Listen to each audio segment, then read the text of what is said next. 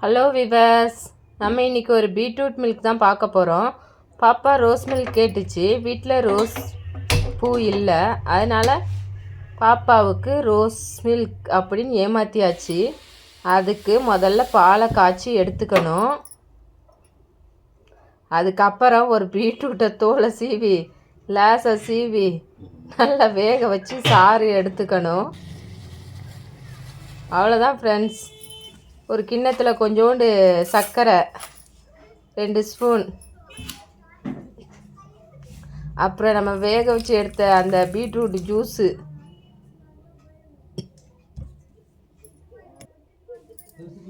அப்படியே காய்ச்சி ஆற வச்ச பால் எல்லாத்தையும் நல்லா கலக்கி நல்லா அந்த ரோஸ் மில்க் கலர் வந்துடுச்சு பாருங்கள், அழகாக பார்க்குறக்கு.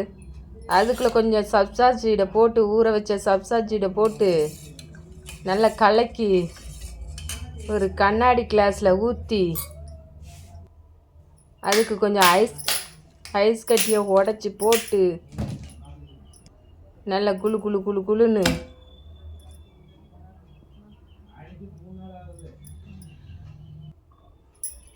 அதை ஒரு கண்ணாடி கிளாஸில் ஊற்றி சின்ன பாப்பா கிட்ட, இதுதான் பாப்பா ரோஸ் மில்க்கு அப்படின்னு கொடுத்தாச்சு. பாப்பாவும் குடிச்சிருச்சு. அம்மா நல்லா யம்மியாக டேஸ்ட்டாக இருந்தது அப்படி சொல்லிச்சு. அதோட என்னோடய ஹஸ்பண்டுக்கு ஒரு கிளாஸு ஊற்றி கொடுத்தாச்சு. என்னோடய சேனலை சப்ஸ்கிரைப் பண்ணுங்கள்.